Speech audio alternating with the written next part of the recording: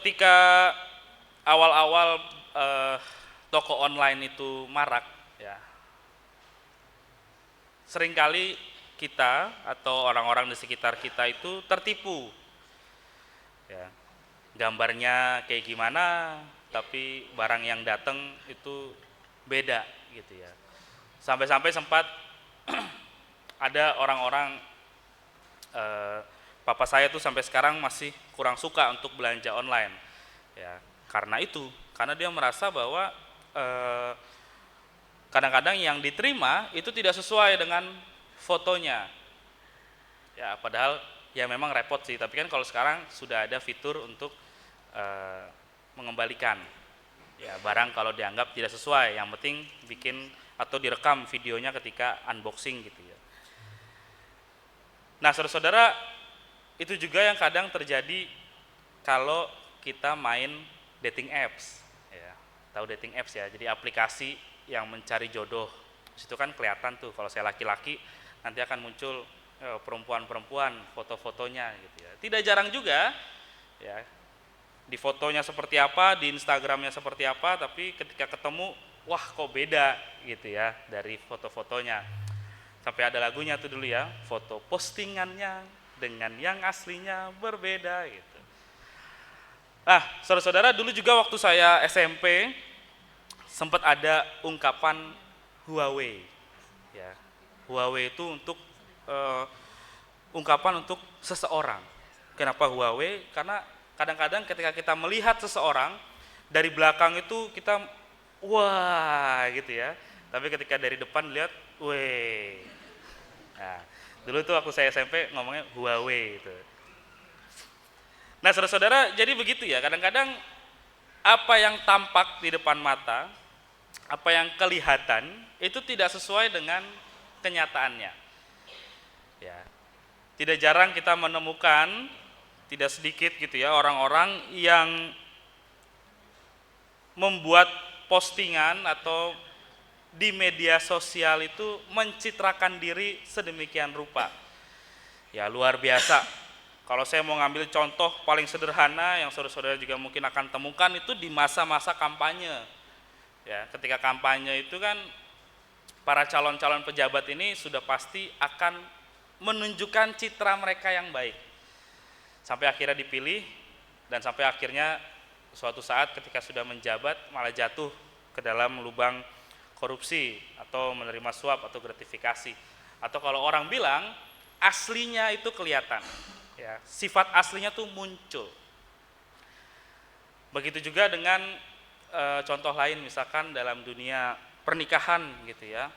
Ketika 1 tahun pertama, 2 tahun pertama gitu kan yang terlihat yang manis-manisnya, gitu ya. Tapi seperti pepatah ya, habis manis sepah dibuang, gitu. Ketika sudah menjalani sekian tahun kehidupan bersama, loh kok kayak gini, loh kok kayak gitu, gitu ya. Orang bilang nih aslinya muncul nih. Nah, saudara-saudara, hari ini kita diajarkan oleh Yesus lewat bacaan kita di Injil bahwa hidup kita itu bukanlah tentang apa yang kelihatan, ya, bukan dari penampilan kita, bukan dari sesuatu yang ada di luar dari diri kita.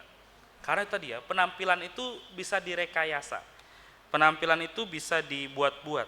Sedangkan hidup kita yang sejati itu tidak bisa direkayasa, selain daripada kita mempelajarinya. Nah, bacaan kita hari ini sebetulnya tidak terlalu rumit ya. Yesus ini mengajarkan atau mengatakan kepada kita bahwa kamu adalah garam dunia dan kamu adalah terang dunia. Pada saat itu juga kita sekarang di rumah itu pasti ada garam dan juga pasti ada terang, ya, atau lampu atau lilin lah. Itu kan terang. Ya.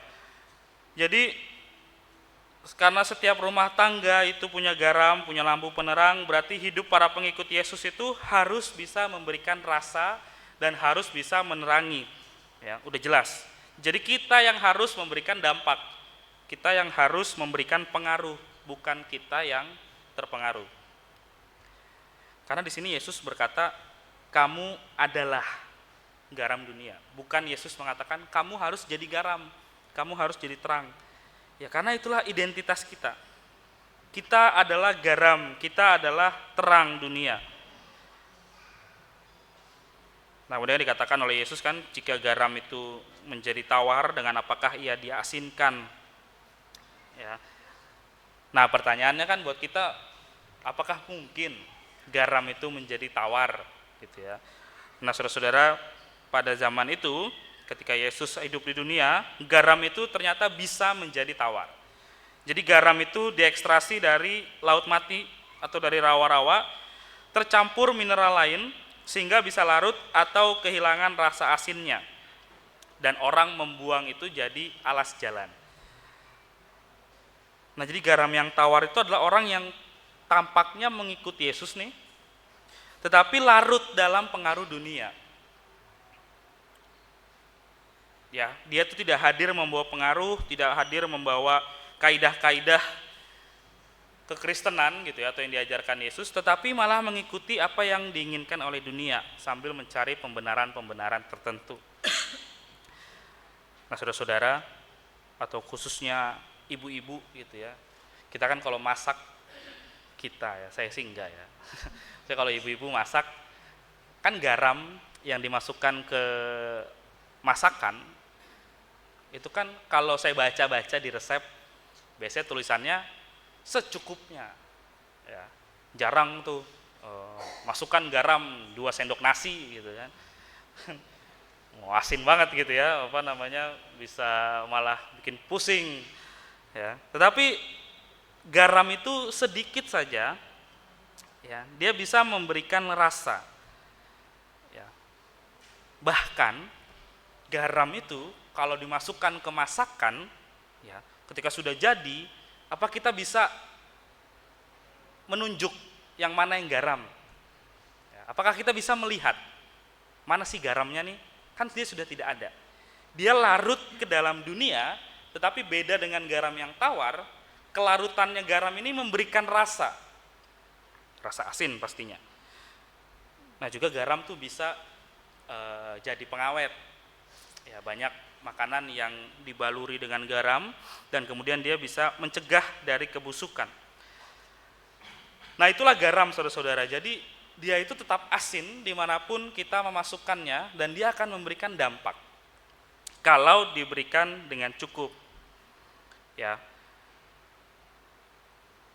Nah, kemudian yang kedua tadi, kamu adalah terang ya, hendaklah terangmu bercahaya di depan orang. Terang itu tidak pernah memaksakan, sebaliknya terang itu menunjukkan jalan.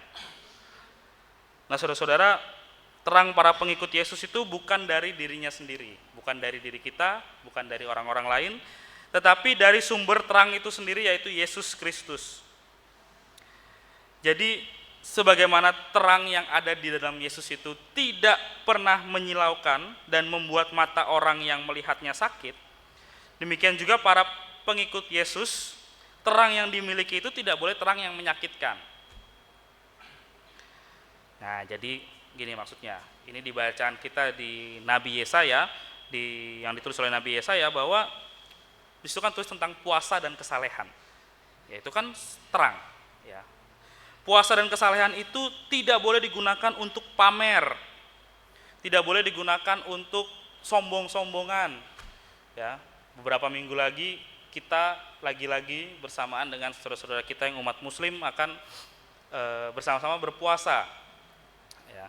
Ini pengingat untuk kita bahwa puasa itu bukan untuk pamer. Kalau di Yesaya 58 dikatakan bahwa puasa itu harus berdampak khususnya bagi orang-orang yang hidupnya itu kesulitan, hidupnya itu penuh dengan penderitaan ya. Nah, saudara-saudara, kita itu diingatkan bahwa kehidupan kita tidak boleh terlalu menyilaukan orang lain ya. Dulu itu ada ungkapan waktu saya sekolah, kalau orang sudah sangat kaya raya, kalau lewat tuh silau gitu ya, entah karena tasnya bling-bling gitu ya, perhiasannya atau kacamatanya gitu ya, orang bilang tuh silau gitu ya. Nah, kita tidak lagi Kita diajarkan pada saat ini untuk tidak lagi pamer kekayaan, apalagi pamer kesalehan, pamer ibadah yang semu, tetapi kita harus hadir dalam kepedulian. Kita hadir untuk berjuang memerdekakan orang-orang yang tertindas. Ya, di ayat 8 di Yesaya tadi, pada waktu itu terangmu akan merekah seperti fajar dan lukamu akan pulih dengan segera. Kebenaran menjadi barisan depanmu dan kemuliaan Tuhan itu barisan belakangmu. Nah, terang yang disampaikan Nabi Yesaya itu bukan terang yang menyilaukan dan menyakiti, bukan flexing kekayaan atau pamer kesalehan, tetapi terang yang mampu untuk memulihkan.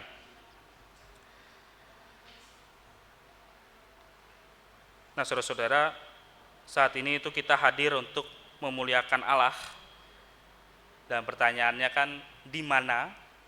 Yesus itu tidak berkata bahwa kamu adalah garam gereja atau terang dalam ibadah gitu ya, tapi Yesus berkata kamu adalah garam dunia. Kamu adalah terang dunia. Artinya bahwa kehidupan yang berdampak itu seharusnya hadirnya di dunia yang di dalamnya paling sering kita hadir, yaitu menjadi garam dan terang di rumah, di tempat kita bekerja, di masyarakat, dan terus semakin meluas. Ya, hidup yang berdampak itu tidak harus diartikan mengerjakan hal-hal yang spektakuler. Tidak usah berusaha sekuat tenaga untuk membuat mujizat, menyembuhkan orang sakit lewat doa-doa kita, tapi mulailah dari hal-hal kecil yang punya makna. Ya. Ketika Kristus menjadi pusat hidup kita, maka tanpa kita sadari identitas sebagai garam dan terang itu akan muncul dalam kehidupan kita. Hidup kita itu sama seperti garam, bisa memberikan rasa bagi dunia yang hambar dan penuh kepalsuan. Ya, kita ini hadir memberikan makna dan karya yang nyata, bukan sekadar mengutuki keadaan yang tidak adil, tetapi lebih baik kita menyalakan lilin, menyalakan terang di tengah dunia yang penuh dengan kegelapan. Nah, Ibu Bapak, saudari-saudara sekalian, mari mumpung saat ini masih ada waktu untuk kita bertanya kepada diri kita sendiri, bukan dengan rasa bersalah dan pesimis, tetapi dengan kerinduan yang mendalam. Marilah kita bertanya kepada diri kita masing-masing. Apakah hidup kita sudah menjadi garam yang memberikan rasa dan mencegah kebusukan? Dan apakah hidup kita telah menjadi terang yang menunjukkan jalan dan memberi solusi pada dunia yang penuh kegelapan? Amin. Tuhan memberkati.